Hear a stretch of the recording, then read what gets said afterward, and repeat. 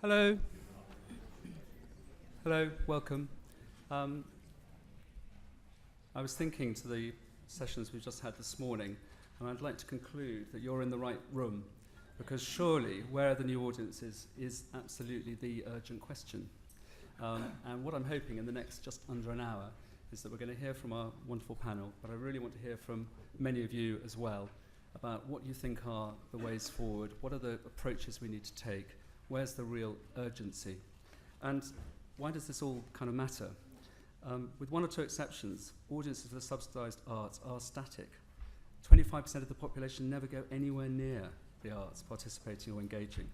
Black and Asian people are less likely to attend arts activities than white people.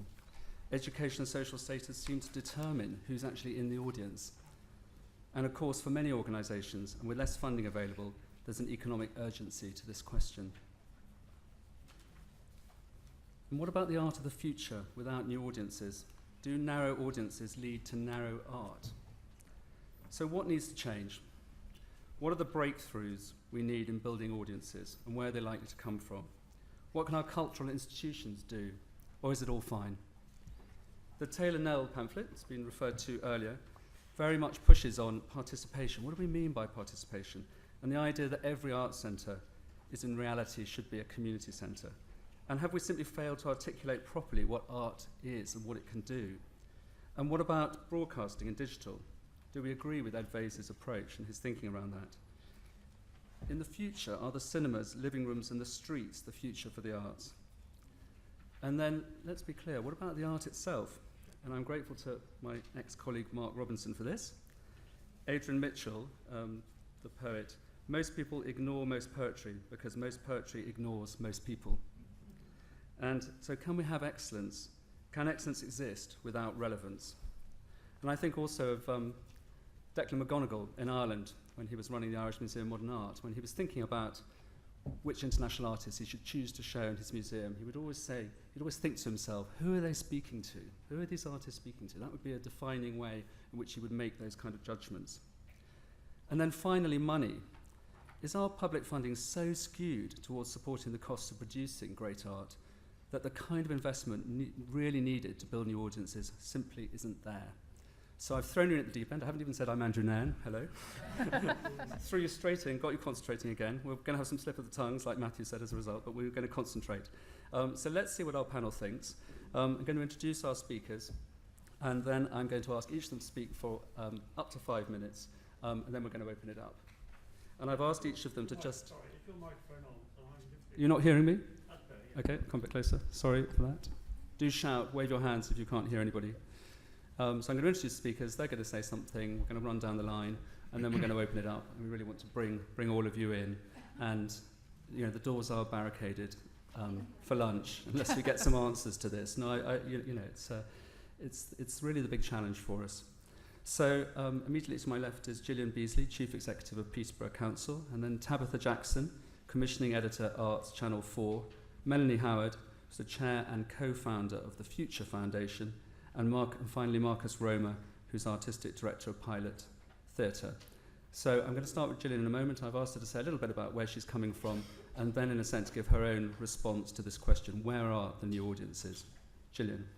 Thank you very much. I think I'm the only sceptical chief exec in the audience. I think Mr. Vaiz referred to us as sceptical. I hope you find by the end of this I'm not sceptical at all, but I'll let you judge that. I'm going to do two things. I'm going to speak a little about Peterborough. Most people know that Peterborough is on the East Coast Main Line. It's a place you stop off at perhaps once or twice, or you even pass through to go to the north of the country. I want to say something about Peterborough. But I want to root what I'm saying in 3 real stories of participation new audiences in the city based around 2 projects that I'm actually actively involved in. And I think I want to make it real for you what's happening on the ground in a city like Peterborough. So let's talk about Peterborough first. I wanted to describe it to you, and I found 3 or 4 years ago an excellent description of Peterborough written by one of our head teachers, and this is what he said. Driving through Peterborough's excellent parkway system, you see a city in disguise, green and apparently prosperous. Turn off the parkway into one of Peterborough's new town estates and you see a different picture. Levels of deprivation that compare with inner London boroughs and all the implications that this has for education and social services. Now, Peterborough actually is the only new town in the country with a cathedral. Please come to see the cathedral. Catherine of Aragon is buried there, and that's the reason why Henry VIII didn't knock it down. It has fantastic chocolate box villages, but in its urban areas, it has deprivation cheek by jowl with some very, very affluent areas. Hugely diverse city. Half of the world's nationalities live in Peterborough. Come to a citizenship ceremony and you will see that. Over 100 languages are spoken. Post-2004, we had mass migration to the city. Our official population is around 165,000, but we guess that we've got between 10 and 15,000 more European migrants in the city, mainly Polish, Lithuanian, Slovak and Portuguese. And they're still coming. It's a myth that the migration is stopping. They are still coming, and they're coming with their families, and we're finding that a great pressure on our schools as a result. Strong Pakistani community. They come from Mirpur in Kashmir, a very poor part of Kashmir. We have Italians, and we really, really have, as I say, a diverse population. Interestingly, embryonic university provision, we've only just started to really dip our toe into the field of higher education. We're called an environment city. We have the strongest environmental business sector in the country in Peterborough. You may not know that. But the city, and the way I describe it, is disconnected. And it's disconnected mainly, I think, because when it became a new town, it grew rapidly, but it grew in pockets. So you have different townships that are disconnected. You had people who were born in Peterborough, come to Peterborough, but never feel that they belong to Peterborough. So we've got diversity and we've got disconnection. And that creates, to a certain extent, a lack of civic pride, low aspiration, and we see that in a lot of our communities. So there's a lot of real strengths of Peterborough, but there's a lot of things that we actually need to fix. I ought to say, as a local authority chief exec, as I guess you would like to know, our arts and culture budget has been protected this year. We have transferred all of our services into a culture trust last May. What we have done, though, we have made some changes to our library service in that we are having to cut the hours, but we are not closing any libraries, and we've asked the community, when do you want your libraries open if we're going to cut you by 2 hours a week? But most of our... I think that's the way forward, and it's interesting. We're out to consultation at the moment, and we're asking the communities to determine that, not the council. So that's interesting. Okay, my stories. I want to talk about citizen power first, because the two stories I'm going to first tell is with citizen power. Now, what is citizen power? It's a project with the RSA, Arts Council, and our council. We put £250,000 over 2 years into it, and we have protected that funding despite our cuts. Now, this is what it says on the tin about the programme. Citizen Power Programme is a truly unique programme of work designed to build capacity in our communities, to support and enhance democracy and the democratic process, and to encourage people to help the council to shape and influence the decisions and investment that directly affects them. Okay, so that's the programme. And we actually have 7 strands to the project. And the one I want to talk about, and the stories I want to tell about, the arts and social change strand. Now, this is what it says about it, but the story will explain what it's really about. So this strand addresses the role of the arts in mobilising active citizenship and civic pride, and in doing so develops an appetite for the arts, especially amongst those who may not engage in arts activities. So what are we doing under that strand? 2 really, really excellent projects. First one, Take Me To. Now, we had an arts company called Encounters help us work on this one, and it's so simple. You think about disconnected Peterborough. Hired a bus. We got people from different communities to go around on that bus and tell stories about themselves, personal experiences, and the communities that they live in. And those stories have been provocative, they have been moving, they've been creative, they've been funny, and they've been difficult in some situations, because the lives that real people live, and that's what we've got to start to engage in, are sometimes very difficult. And in the storytelling, there's creativity. And there's audiences sitting there listening to the stories, and there are participators. And what's really lovely about this is that lots of them want to continue with this. They want to become champions of it, and they want to take it across the whole city. And one lovely story, we had an adult with learning disabilities who was on one of these buses, and the director for the centre where that individual was at was so impressed by the impact on that one individual that they're going to have a resident artist in the centre. So that is something which is, I think, remarkable. That was story one. Story two is different, and it's about disconnection, but it's about disconnection of 8 young women who are not in education, employment and training. And it's about it's an experiment, what we call in placemaking, about how people view their places and how they make them real and they make them more vibrant. And these young women have been banned, you can imagine what they're like, from a local shopping centre. Their centre manager will not have them in the centre.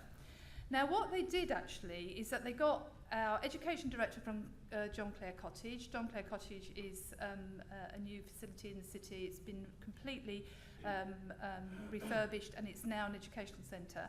And John Clare was a great environmental poet, of course, in Peterborough. We've worked with a visual artist, our neighbourhood manager and the local youth services, persuaded the manager to lift the ban on the centre, okay, which was a big thing. And then the young women went and met shoppers and they talked to those shoppers about what they thought about where they lived and why. And those girls now want to continue to do that. They're ambassadors for the centre, so they are no longer banned. They are reconnected to the centre. And a lot of them, or 2 or 3 or 4 of them, want to now take that out into, they want to apprentice in radio because they're actually going to, one of our radio presenters loved it and wants to highlight it on her programme. So it's not just about reconnecting them, it's actually about changing their lives. And that is only 8 young women, but that is a huge difference to their lives. So that's just, there are so many projects within Citizen Power I could tell you about, but those are 2 that for me is about participation, reconnection, and about building audiences, because you are getting people to get rich experiences that you can use in their future lives. The last one is about my role as chair of Unitas, which is a national charity that basically grabs hold of young offenders and uses artistic experiences to improve their literacy, numeracy and stop them offending. And we run summer arts colleges, and we did one in Peterborough, and they wanted me to go to the awards ceremony to give these young men, 15 of them, their certificates. Now, picture this. I walk in to our museum, and there are these 15 young men standing there looking a little bit embarrassed with their parents, if their parents actually bothered to turn up. And I was going to give them certificates, and it was dead. And I said, "Hi guys," they went, "Ugh." And that was it. That was the communication that existed. And I thought, what do I do to make this a good experience for them? Because if you think about those young men, they're offenders, and they've probably never had anybody say anything good about them. They've probably never had any awards in their life. And this was, I thought, an important experience for them. That what happened was amazing. Because round the side of the room was all of the work that they had produced in the summer arts colleges, which they attended for 6 weeks. And basically they were just postcards of photographs that they'd been asked to take about experiences in their lives. As I walked around and said, "Jason, let's have a look at what you've done," he transformed from this inarticulate, very embarrassed young man to a guy who described in creative, vivid language what he had done and what he had created. And that was replicated around those 15 young men. So yeah, their literacy and their numeracy improved. Their self-esteem was fantastic. Their confidence was there. Their pride in themselves was there. And actually, when I gave them the certificates, those faces that looked pretty difficult to begin with beamed as they came forward. And I guess their parents had never seen their young men receive accolades. They'd actually probably been in the magistrates' court the week before with them, and that was their experience too. So where does this take me? Well, I think in all of those examples you have new audiences, because the storytelling and the guys showing each other their pictures and what they've done creates that. You've created different and new participation. But I think more importantly, you've got rich experiences, not just, I think, for the people involved, but for the artists and others like myself involved in it. So my hope out of all of this is that those rich experiences will give them a lifelong appetite for the arts, even though I guess not one of those people will believe that they're participating in the arts. That's brilliant, isn't it? Thank you.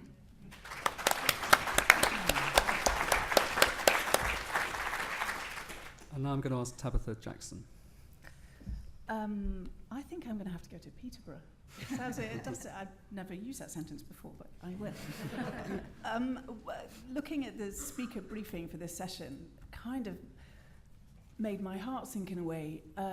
the first line says, for some time now, the supply-side push model of building cultural participation, by which time I was halfway to, slipping into a warm bath with a hot toaster. But actually, the question that it asks, where are the new audience, is a question that I suppose we're asking ourselves every day, but in slightly different terms. I was particularly struck by some of the things that Echo was saying on the panel this morning, particularly that notion of if we're not careful, we can be cathedrals of culture on a hill. And I think in broadcasting particularly, arts television has certainly occupied that space. And for my money, I speak purely for myself in my role at Channel 4, for my money, we're still too far up that hill. I think now is a time when we are in the middle of a cultural conversation, and previously televisions expected everybody to shush, to stop their conversation and watch a 4-part series on the Renaissance. And some of us will and want to do that, and other people don't. And I think we have to realise that we can now, it used to be the case because of technology that we couldn't actually listen to the conversation. We could throw things into it and hope it stuck. And the way that we would measure whether it had stuck would be if we got a nice review in a broadsheet the next day or a BAFTA at the end of the year. But now, as our programmes go out and as our different forms of communication are happening, we can monitor what people are saying, we can follow a Twitter feed, we can see what people are posting on their Facebooks, and more importantly, we can engage them in the conversation and we can be in their conversations. We're not trying to find the crowd, we are part of the crowd, and so I think we have to commission and think about these things in that way. So the way that I think is to use a kind of a cliche, but E.M. Forster's exhortation to only connect.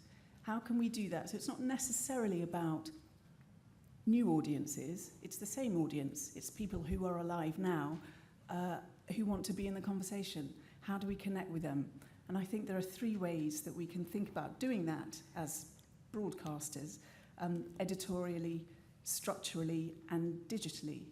And in what I really mean by that, editorially, is what are we saying? What is it that we want them to connect to and that we want to connect with them for? Structurally, who are we saying it to, and are we set up to reach the people who we want to be talking to? And digitally, how are we saying it in a way that engages an audience who is, a lot of whom, television isn't the default way of encountering arts, culture, getting away from things, that they will go first to their laptop or their games console. So editorially, I think the way I want Channel 4 Arts to connect with people is by being the creative expression of what it is to be alive today. And I think, again, looking at arts on television,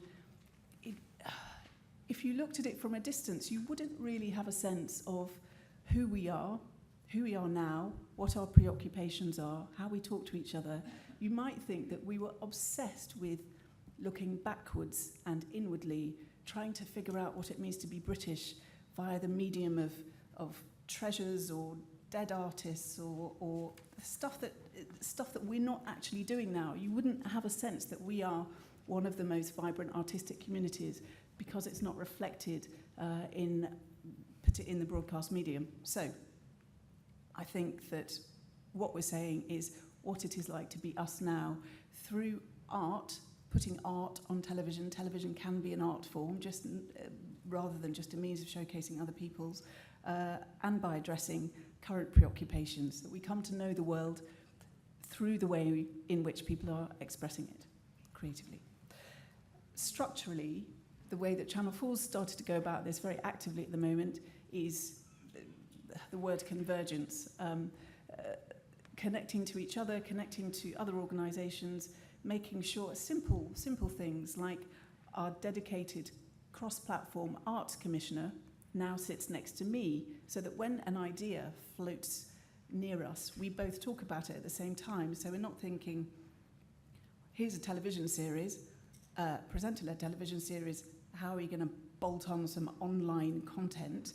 That we're thinking, this idea, where should it most appropriately sit and how can it reach the most people, and who are the people that we're trying to talk to in the first place?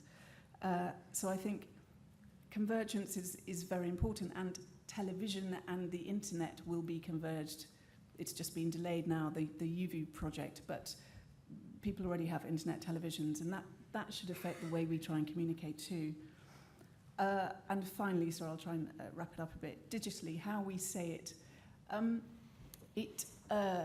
You've already got the sense that I think, bizarrely, arts television, arts broadcasting is one of the most conservative mediums, and I don't understand why, because we don't have to be. It's a visual medium.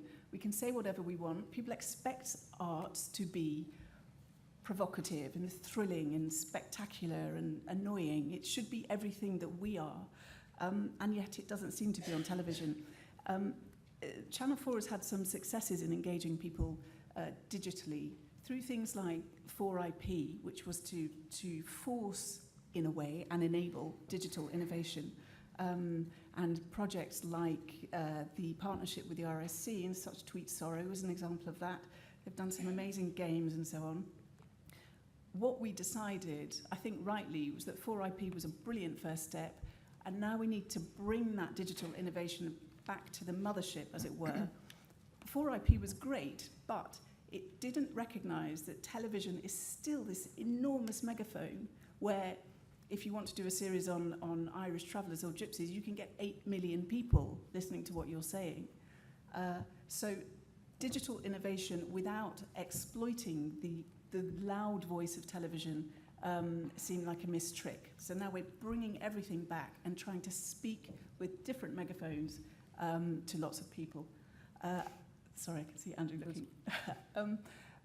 Another example of engaging people digitally would be 7 Days, which wasn't, in ratings terms, a success on television. It looked at an area of London and just let things play out. The thing that I found particularly interesting about it was that they set up some social networking which allowed people who are watching the television to talk to the characters in the television series, and the characters could talk back to them, and that dialogue changed the reality, and it was a virtuous circle. And it was an interesting experiment, and I think it worked. That bit of the experiment worked, and it was a very active, it was literally a conversation between what was on screen and what was on your screen, on your lap when you were watching it. Final quick example, £1 Million Drop quiz show, where you can play along the same questions. You have your laptop, you play along with this quiz game. Davina McCall tells you what most people chose for that answer. You couldn't be more engaged in what's going on. Now, these examples, none of them are arts television, or arts broadcasting. Why not? Why aren't we trying to innovate? Why aren't we experimenting? I don't mean you, I mean we, meaning me and channels. We should be going out there trying to grab as many people as possible. And for me, it's not about new audiences, it's about depth of engagement and speaking to people's preoccupations and having a very active, hopefully sometimes fractious, sometimes funny, sometimes spectacular cultural conversation. Thank you. So moving on, Melanie. Yes, great. Andrew encouraged me to be a bit provocative because when I spoke to him on the phone on Monday, I was going to just talk about how you should be looking at sort of current trends and getting more out of your existing audiences. But he actually said, well, you're an outsider. I'm a sociologist. I'm not an arts person. And I was very glad this morning that I'm not a politician. But then I thought, oh, my God, the arts people and the politicians both hate researchers after those derogatory comments.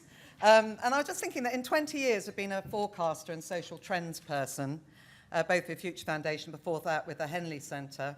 I don't think we've ever done any scale of project funded by an arts organisation. And we've worked for every other sector. We work with NGOs, we work with charities, we work with local government, central government, loads and loads of brands, businesses, but, I can look at you and I can see no clients in the room at all, which I suppose then leads me to think, well, the real question that I should be trying to answer is how can the kind of insight... We don't do research anymore, by the way. It's all called insights. And insights are the fuel that you need to innovate and come up with new ideas. So yes, okay, we've got sort of data coming out of our ears, but unless we can translate it into something useful, and that's as true for brands and government as anybody else, is really, can the kind of insights that my organisation, that I can provide, actually help the arts do something different? And I was very struck, and I'm not sure I can answer positively. I'm sure we can help, but there's so much thinking, there's so much commonality as well. I was very struck by that. All of the questions coming from different parts of the room. There's a wealth of experience, there's huge knowledge. And I suppose the question is, can you look outside and use the inspiration of other sectors, other types of organisation, other disciplines to really fire the innovation and the marketing that you need to reach out more broadly? So that's the kind of the question I think we should focus on. What help can you get from outside this very illustrious, very creative, highly innovative sector? And there were sort of two aspects, I suppose, if one was going to think about it, almost sort of echoing what Tabitha was saying. Part of it, I think, has to be about understanding your current audiences, although I think Phil Renman was pointing out they're also taxpayers, they're everybody who participates in any way. We need to sort of understand what the arts can bring in the very broadest sense. And of course, Gillian gave us some great social examples there. I'm thrilled that there is an Institute of Cultural Capital because from a sociological perspective, of course, that's what it's all about. It's about enriching people's lives, giving them ways of experiencing who they are, conversations that they can have with each other. And I suppose part of it is to look more deeply at the people that you're already engaged with. But also, and again, I think Tabitha was hinting at this, the need to actually get them to collaborate with you. If, and you're going to hate these examples, nowadays, if you're an Asda customer, you are invited to select products for your Asda. Has anybody done that in this room? Probably not. And also, in Starbucks, there's now a box, my Starbucks ideas. Again, I think, we've got to start translating some of the best marketing, creative ideas from other sectors, more commercial sectors, into the types of activities you're involved with. Your existing audiences are 5 times more likely to respond to an offer than new audiences. So I think if you do nothing else, you should be looking at what more you can get out of the people that you're already dealing with. And I think part of that is we heard about permeability, we heard about porosity, setting up really effective engagement programs, however that might be, has got to be part of broadening and deepening the involvement, but also in a world where word of mouth, where communication, where social networking is everything, some of the tried and tested member get member, bring your friends, all of that kind of stuff. And I suppose the other thing I was just thinking, well, if I was given the job of doing a futures project to say, let's find the new audiences, what would you do? Lots of very positive trends. We know that actually, on an optimistic note, you're not coming from behind. You're riding a wave of incredible interest and participation. But looking at this 25%, and I suppose what I would do is I'd do an exercise that we sometimes call impossible futures or improbable futures, and really just look at the people you think would never be interested in what you're doing, who would never come through your doors, who would never participate, and really start focusing in on their lives and what it is they need and what they want. And I think from that point, and taking a very different perspective, we might be able to come up with some ideas. I think I better stop there. Okay, thank you very much. Thank you. And finally, Marcus, and then we'll open it up. So start thinking of things you want to say or questions you want to ask. Marcus. Thanks, Andrew. I'm Marcus Stromer. I'm the Artistic Director of Pilot Theatre, which is no longer just a theatre company. We're now being termed as a multi-platform organisation. Thank you, Lynn Gardner, last October. The reason for that is that we've been running a conference called Shift Happens for the last 3 years, which is based on the TED model, which looks at arts, learning and technology. We've had Ken Robinson and people come to speak and share those resources and to share the thinking from outside the sector and how we can actually open that up and become more porous and more permeable, as the words you've heard. But sort of just doing some kind of stats and things here, the kind of thing is now that we're having an audience with an audience of audiences, because no longer is the audience just in the room of who we're speaking to. And particularly now, the stats I did at the break, there are sort of now 750,000 people who've been reached through the hashtag reach of this conference alone. Now, that's a few years ago would have been unheard of. So what we are doing here is now the term I'm going to use, which is something from the New York Times from 2005. And basically, it says the people who are formerly known as the audience, because that's all of us. Because now we're all participating, we all have the ability to connect and communicate and to be creative and to upload and to do that thing which we can share the information with ourselves and with each other. So, for example, last night when we were at the Unicorn with our traditional theatre production in the traditional way, we had an audience of 300 young people in there, and afterwards we opened up the laptop, and our associate director back in York, who'd been seeing another show, was able to run the Q&A with the young people who had actually just seen the production. This is domestic technology, it's free, point of cost zero, but we were able to suddenly open up that possibility for those young people to share and to be able to discuss that. We've also taken that discussion further with our work and engagement with young people within schools and out of the formal education system, where we take traditional kind of contact workshops and things like that. But also, it's really intimidating to ask questions in a room. We know this from the room this morning. And so when you ask young people at a Q&A, who wants to ask a question to the designer? It's kind of really intimidating. So what we offer now is we offer Skype connections, so they can go back, think of the relevant questions. We connect with our directors and designers. We create half an hour of time, and they connect and communicate back with us. The point I'm coming to is that we need to give away much more of our stuff for free. We need to be able to make sure that what we're giving is adding the value to the stuff that we create. So whether that's the downloadable stuff, whether you allow people to stream your music, and this comes back to a fundamental question around where this stuff comes from and where it's funded. And I believe that all of this stuff, because it's public money, needs to be in the public domain. And that's going to require some really big shifts, which is why we run Shift Happens, around the opportunity for people to run Creative Commons licensing and share alike. It brings into question the whole idea of IP and all of those things that we've held secure and held really positively over the last 100 years. Now those things have to change. We have to make these things available for our audiences to share and to use. And one of the things around that is it's a term we're beginning to use. It's called digital amplification. And that things can be amplified on lots of different levels and lots of different ways that you can actually help to resonate the reach of the work and the things that we do. So just as a couple of thoughts here is that, we start seeing hashtags on posters and that sort of thing now. And just as a point, actually, young people don't do the arts. They do music, or they do singing, or they do youth theatre, or they do dance, they do images. So the term, what we have to do is reinvent and rework that language, because one of the things that was said at the Select Committee, that young people are the audiences of the future. They're not. We know this. It's an old argument. They're the audiences of now. We know, so we can all sign up to that.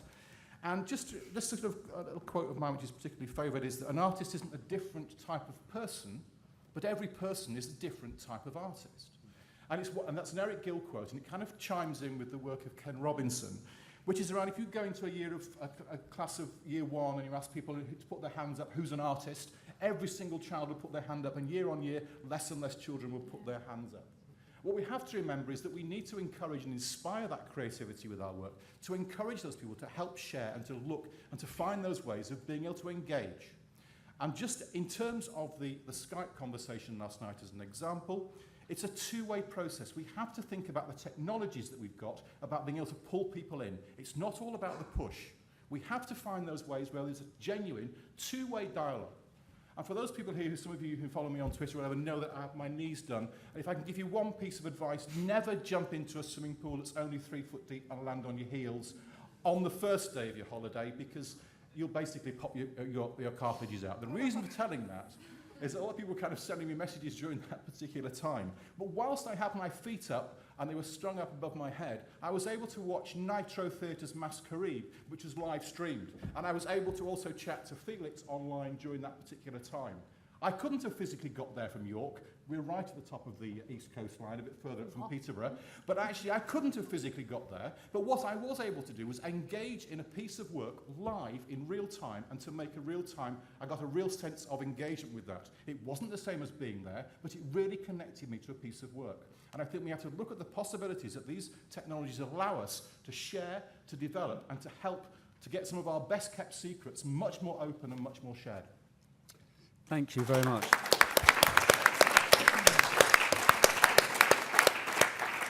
So we don't have audiences. We've got to connect. We've really got to think about relevance. We've got to get close. Where does it go? What are the really urgent things that we need to think about? We've had some fantastic insights from our panel. But who wants to kick us off? Lots of people. Let's get quite a few. You first. Say who you are if you think you want to. Yeah, my name's Neil Griffiths. I work. Could you wait for the mic, please? We're recording this. So we want to get it on. Hi, my name's Neil Griffiths. In this capacity, in audiences, I work for a business called the Mindful Group, who do a lot of audience research, and we've done a lot of research with the arts audience. I've often tried to share this research with arts groups, but they are quite disdainful of audience research. I've done a bit of that Futures project you're talking about. Oh, you've been getting the money then. Yeah, not a great deal of it, but there's not a great deal of money in arts research. What's interesting is this idea that I've met a lot of people who basically say arts is not for them. You ask them, it's not for me, it's not aimed at me, it doesn't speak to me, it's not for me. If you then go and visit them and talk to them, there are many access points in their life, which is what we would call art. They just don't call it that. So whatever we say in terms of technology, in terms of spending, in terms of anything, the one thing that needs to be changed is language. Because if you don't talk to them in the language that they understand, they will say, oh, it's not for me, and they're quite happy for it not to be them because they've got lots of other things to do. So it's not as though they're feeling they're missing out. They're not searching for stuff to do. So it's kind of, oh, that's not for me, because that's fine, that is. So it's not for me, but then there's also intimidation, and there's also many areas where they basically can choose against art. But the first thing is that they've got to think it's being spoken to them. And that's not that the work of art is speaking to them, because it's the job of the artist is to do the work. But I'm going to use the terrible dirty word here, the marketeers need to understand that they talk in a different language to the audience than they do to themselves and the program makers and the artists. And if, in a sense, everyone talks about disconnects often being a bad thing, you actually have to disconnect in order to kind of go, we're going to talk about this, but we're going to disconnect it from that language and talk about something else. Thank you. Some more points. Lady in the blue, yes. I have to wait for the mic to come over. Going to take a few points and see where we get to. Hello, I'm Stephanie Sir from Nottingham Playhouse. I've got a few points really. One is to accept that some of the ways in which we access certain audiences are very, very distinct. And so their mere existence at the moment is quite off-putting for people who aren't part of that club. So, for example, Twitter's a revolution. It's a fantastic thing. It's incredibly useful. And we're reaching people immediately. And all kinds of different people at Nottingham Playhouse that we're reaching through Twitter. But for other people, just the fact that they're not in on this thing, they find actually very alienating. And one of the things that we're doing in Nottingham is we've launched Spirit Nottingham, which is an entirely web-based marketing module. And I should stress, I don't work in marketing, I'm the chief executive of the Playhouse. And for the people that like it, they love it so much, they're so passionate about it, that you can find everything that's going on in Nottingham in one place, and it's all groundbreaking, it's non-linear, it links to Twitter, it links to Facebook. For the people who don't feel invited to that party, they actually find it very off-putting. So on the one hand, you have this wonderful toy to play with. On the other hand, you're trying to make sure that everyone knows that they're still invited. We all know now that some of the traditional marketing methods are simply dead in the water. They don't even drive people to a website, for God's sake, But what do you do with that? Do you keep doing them just to say, no, we do mean you as well? It's quite a tough one. It's a fantastic opportunity. I'm just slightly wary. That So different things for different people, and why all these glossy brochures? I could have said horses for courses. That would have been it quicker, wouldn't it? Yeah. Okay. Yeah. Thank you. Gosh, lots. Let's try and do. If we can keep points short, that'd be great. Yes. And then I'll move over to. Josie Eldred, former clerk advisor of House of Commons, but I'm speaking on behalf of the Grey vote. I think there's still plenty of scope for extending audiences, particularly with our film industry. Anybody who went to the Odeon and saw the King's speech will have been subjected to 20 minutes of horror beforehand, which were mainly Hollywood fictions. And to catch the audience, we had lots of sex, lots of violence, and lots of noise. And there's no way I would go back into the cinema to see any of those, nor would most of my friends. I think that the sort of decent British audience, and not just necessarily my age, were what was good about the King's speech is it was heartwarming. It wasn't just because there was royalty, but it was a very positive message and a very clever. We've got plenty of scope in this country. I know it's extremely difficult to actually decide which are going to be the successful films, all that is obvious. But there's an awful lot of looking at it from the point of view of, is it going to make money? As the MP asked, are there going to be lots of people trooping in? I don't think that should be the criterion. It should be quality, and after that will come the audiences. Thank you. Should we just go immediately to the gentleman to your left, and I'm noticing other people. My name is Richard Harvey, and I'm a senior assessor for the International Baccalaureate. So I'm looking at perhaps the other end. My experience with teachers and students who are excited by the arts. I'm responsible for developing the courses throughout the spectrum of the arts as a whole. And there is a disconnect. The students themselves are excited about the arts that they construct and make themselves. Beyond that, they are given a language and a courage to discuss their own work. When they look outside, they are sometimes frightened because, I think I made a note, is that they're not asked, what does this say to you? They are told what it says. And some of them will go perhaps to an art exhibition and they'll read the comment underneath the title of the piece, and they'll look at each other and say, that's not what it says to me. And their view is very often undervalued. And if any of the panel have a contact with Ed Vasey, I can recommend perhaps a much better play that sums up the government's view of the arts. It's a play that actually I saw in Dublin a couple of days ago, and it's called The God of Carnage. Okay, thank you. I'm going to take a comment over here. You first, and then we'll go, and then you. Front first, and then.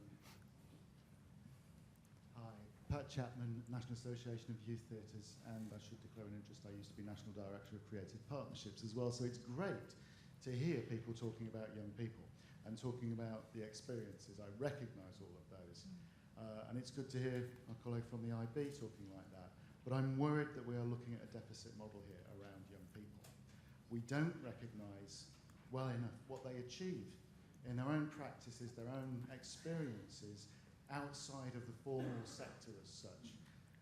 We have a big breach between the informal sector and the formal sector, and I've seen that happen through my work with youth theatres, where you can bridge that. You bring excellence to something and you give recognition to it, but you don't get past it. So how on a wider scale can we actually recognise and celebrate young people's achievements across their whole life, and thereby bring them in and engage them and recognise them? Thank you. We're hearing things about the language, the kind of conversation we need to have, whether we're really listening to what people are saying and therefore engaging them in the arts. Got a couple more comments, then we'll come back to one or two people on the panel. Yes? So it's a little bit arbitrary because there's so many of you. Thank you very much. I'm Hazel Lith. I'm the Cabinet Member for Adult Social Care, Communities and Culture at Stoke-on-Trent City Council. I'm so heartened by what I've heard this morning, because it is a bit of a wilderness out there, being truly passionate about arts and culture and trying very hard to make sure that we don't cut any of it away and make it too thin. But I think I've been inspired by what's been said. It is at the heart of regeneration as far as I'm concerned, and it should be something, arts and culture really should be something that isn't separate from people's lives. But I think one of the problems is that wherever we're looking for new audiences, we're not really looking for people to learn new things. I think the big challenge is helping people to unlearn all of those old prejudices and old views and old ideas. And particularly in, Stoke-on-Trent is a city of 6 towns. I relate very strongly to what Gillian said about disconnected communities, and I'd love to come to Peterborough and talk to you about what you're doing. It sounds incredibly exciting. But it's that whole issue around arts is for an elite type of part of the population, if you like. And there's a great feeling of that, I think, in fairly impoverished communities. But last year we were fortunate enough to have the Staffordshire Hoard on display at the Potteries Museum. It's still there, of course, Potteries Museum and Art Gallery. 55,000 people queued up to see that display. And in the process of doing so, and people of all ages and sizes came from all over the world to do that. But in the process, they went around to the museum and looked at all sorts of other things and became re-engaged with things that have been different from them. And I think that's really positive. And what we're trying to do here, I think, today and in our various communities is to find really strong ways of making those connections with other people. And I think we have to do that by starting. We need to come top down to some degree, but we really have to be thinking about coming bottom up now and getting very, very small people to understand that art is for everyone. Thank you. And something about sort of emotional connections people make. I never thought I was particularly interested in forests, and now I practically burst into tears every time they're mentioned. So it is a really important sort of emotional connection. There hasn't been much talk about whether we need... The art is all fine, is it? What we put on the programme is fine. It's just a problem with talking properly to the audience. Is that the issue? One more, and then we're going to come back. Can I go to... yes, thank you. Hi, I'm Julia Payne, Director of the Hub. I just had a couple of points. I wanted to pick up on Pat's point about the disconnect between informal and formal. And this is a bit of a chip on the shoulder issue for me, but it seems to me that what happens within the formal sector is that there's a fantastic amount of investment in participation, in inverted commas, but if you elect at that point in your life where you have to choose between music and art and cookery or whatever it is that you choose between these days, that there is an assumption made that you aren't interested in the things that you've chosen not to participate in. And my own experience from a music point of view was that at the age of 11, I was kind of abandoned, and the only options were, do you like Culture Club and Duran Duran the most? So for 10 years of my life, I was kind of abandoned in terms of access to any other kind of music. And the other point was just picking up on Marcus's comment about needing to find ways of extending engagement. A project that we run called Phrased and Confused takes spoken word to music festivals. And one of the things that we've tried to do is to extend people's engagement with that poetry that they hear when they kind of stumble across it and they're a bit drunk. And the way that we did it was by producing, you won't be able to see it, but a wristband that is actually a memory stick. This was a few years ago. And it meant that everyone could go home with the poetry. And our audience research shows that something like 85% of them who picked one of these up listened to the poetry after they'd left the festival. Yeah, I mean, you're raising, apart from anything else, an important question about where are the audiences and whether the arts is actually prepared to go to where they happen to be. I want to bring back some quick points from the panel, but I know there are lots of others who want to speak, and we haven't got too long. Tabitha, did you want to pick up on some of those points? Not all of them, but... Yes, yeah. I mean, generally, and rather annoyingly, I kind of agreed with everything everybody said. So, I mean, the last speaker, just the thing about spoken word and engaging people in a surprising context. There's something about, there's a piece in the New York Times last week, actually, about random acts of culture, where people aren't expecting to be confronted by flash mobs or spoken word, and their defences are down. And if they like it, they'll choose to follow up, but they don't feel they have to make a pilgrimage to a house of culture in order to participate. I think that's very interesting. I think the advent of things like Google Art, live streaming, paying a fee so that you can watch the Berlin Phil or the Vienna Phil performing. Sorry, I think that means television and broadcast has to now do a different job. It's not enough just to show a picture on television and have someone interpret it for you, because you can do that yourself on Google Art. So what is it? How do we take it to the next level? But mainly the strongest point of agreement I have is there is so much going on that is a creative expression, like spoken word, like street art, street dance, that actually everyone's doing, but it's not being necessarily reflected and treated with the curiosity and respect that other canonical art forms get. So I think that as soon as we start connecting what people are actually doing, then there's our audience. So it's a real mindset change, is it not, for the arts or for cultural institutions? Melanie? Yes, I just wanted to pick up on, I think it was Josie's point about the grey vote or the grey population, which really interests me because I've certainly been talking and working with organisations, and we can predict demographically the ageing population. There's no problem about that. And we know that, you know, baby boomers in particular are ageing, wanting to be ageless rather than ageing, I suspect. But are the fastest growing, demographic. We all know this. Everybody's known it. We've known it for 10 years. Very, very few organisations are really doing anything about it. That's not just in this sector, but any sector. We find it hard to adapt and think about. Now, obviously, the differences are diminishing for all sorts of reasons. But again, I think if you're looking for a new audience, that's got to be one that you bear in mind. Yeah, thank you. Marcus? I just want to come back on that. The growing population, of which I'm one, I mean, let's be realistic about this. The growing population who were teenagers in the 60s did more sex, noise, violence and drugs than young people do now. We shouldn't need to sanitise this stuff and program things that they just automatically need to see Noel Coward. Why would they want to do that? They went to Woodstock or whatever. Let's just get real about these audiences and remember not to be patronising. And basically, the breaking news is these audiences are still there. We just have to communicate better with them. And for now, they're actually in the palm of our hands, and for that comes a great responsibility because we are also in theirs, and that's the proximity issue that has changed. Just one thing here about can we quash this whole thing around technology? It just also has to equal marketing. Can we just really the idea of the 4 Ps, the marketing mix, the product, price, place, and promotion? Can I give you 4 new Ps? Can I give you permission to play on the platforms with purpose?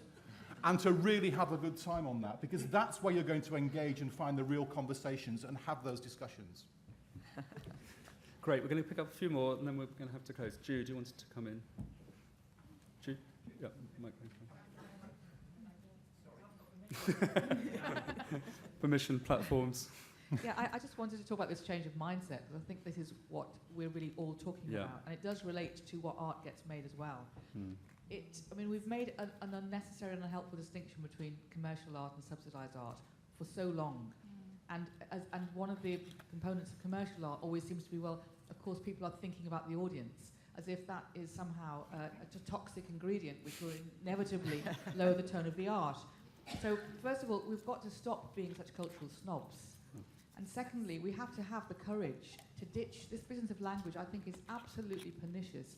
I mean, I run one of the largest centres of the arts in the country, and I'm curling with embarrassment sometimes, as other colleagues of mine are, with how we discuss ourselves to ourselves. And because one of the issues, particularly in with curators, is that there is a language that says to another curator, look, we know what we are doing within the permissive language that we've created for ourselves. And it's absolutely unhelpful, more than unhelpful. It's actually stopping good art being created. Because if you can't have a dialogue with your audiences where they can participate and feed back, because you've actually stopped them doing that, then you can't create the energy of new art making. So I actually think we've trapped ourselves into a really difficult corner, and we've got to be very courageous to come out of it, and people will not like that happening. And in this economic climate, with the pressure, I remember this in Glasgow, one poster put up in one part of Glasgow, 10 people come, one put up in Castlemilk, 1 person comes. There are difficult economic choices people make about how they attract audiences, but to sustain them, surely we've got to think in that kind of way. I'm going to pick up, I'm worried about this side of the audience, not looking at you as much. Over here, please. Thanks, Sarah Boyling from Audiences London. I just wanted to say to Melanie, unfortunately, I think the Future Foundation is quite expensive for many people that work in the arts sector. That might be why you don't recognise some of the clients in the room. But that doesn't mean that really brilliant, innovative research isn't going on amongst arts organisations, understanding their audiences better. A lot of it's funded by the Arts Council, a lot of it is taken on by organisations like ourselves and consultants. So there's a lot of evidence out there about what works, what the barriers are, what we can do to overcome them. So I just wanted to say that. And examples like My Starbucks, if anyone's interested in finding out about an organisation that's having a really genuine dialogue with its audience in terms of decision making. Kerry Michaels is speaking later about the Open Stage project at Theatre Royal Stratford East, which is a real genuine dialogue. And I just wanted to say that I think it's about acting on the research, and as Jude said, it's about having the courage of our convictions that actually we need to change what we do, because we've been doing the same thing for quite a long time and it doesn't seem to be working. So it really is about putting ourselves in the audience's shoes, thinking from their perspective, and more importantly, asking them and entering into that dialogue. I'm very keen in the last few minutes that we do think about what are the urgent things we need to do, and also to pick up a bit more. And it seems like everyone's agreeing technology is one of the means. You've been looking to us for a long time. I know others have got their hands up too. John Hope Hawkins, I'm the chairman of the SAA, Society for All Artists. Private limited company started in 1992 for people who wanted to paint, people who felt excluded. The question you asked was, where is the audience? The audience is already there. We were started thanks to Channel 4 to a great extent. We had programs on TSW, which is then shown on Channel 4. And we said, if you're interested more, why don't you give us a bell?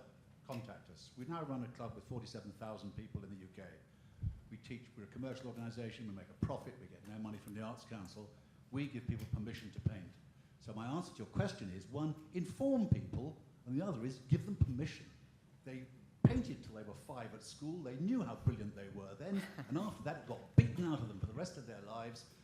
And if you want to join me in the orchard with art teachers hanging by the neck who told people they couldn't paint, please do. Thank you. Is that going to connect with the kind of radical, experimental, ambitious art that many of you are involved in? I do feel we haven't quite, everyone's steering away from to some extent, the art question. Anyone? Dick, I hope you're going to answer something about the art question.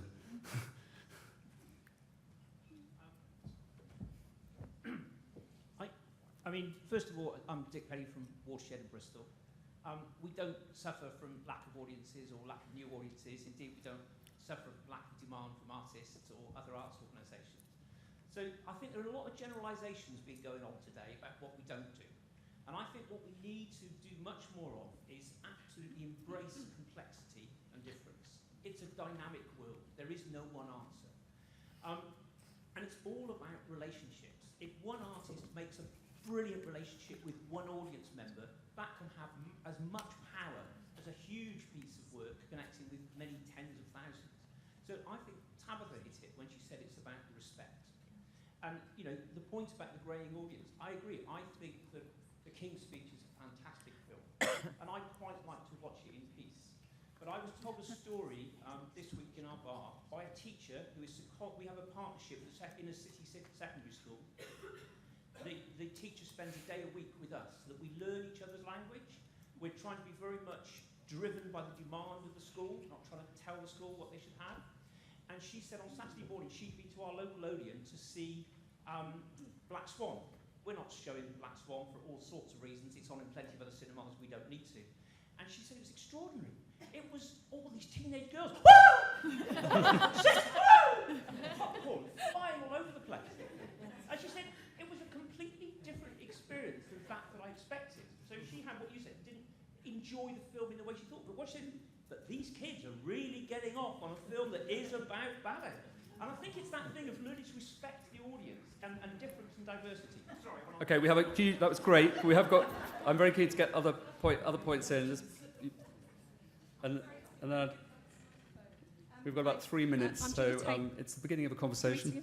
I'm Julie Tate, Candle Arts International. I'll just back up what Dick says. We don't have a problem finding new audiences. We work in the great. Are you really sure about that? Great outdoors. I just want to make a statement about outdoor arts and say that actually we're doing that very well and very actively. And I think it goes back to what Deborah was saying this morning about alliances and networks, that we need to use some of the strengths within our sector which perhaps haven't been recognised for various reasons over time. And we're taking work into public spaces where people immediately feel more comfortable, arguably. And if you put great art in there, then I think the Great Art for Everyone mantra is one that we are delivering, and we do a lot of research to prove we're doing that. So the point I want to make is that we need to find a continuum as well between those sort of siloed areas of the arts sector. I think that the building-based arts organisations could use our audiences, find ways to connect with them, as we have been doing. So that's one point. And the second one, I just want to make a point about greys very quickly. We don't target, our events are all about families.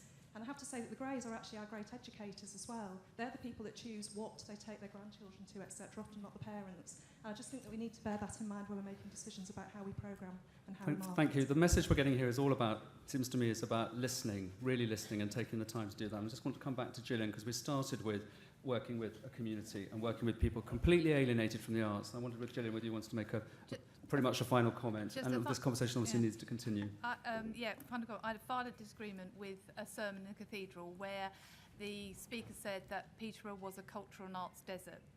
And the reason he said that is that he didn't see ballet, he didn't see orchestral music.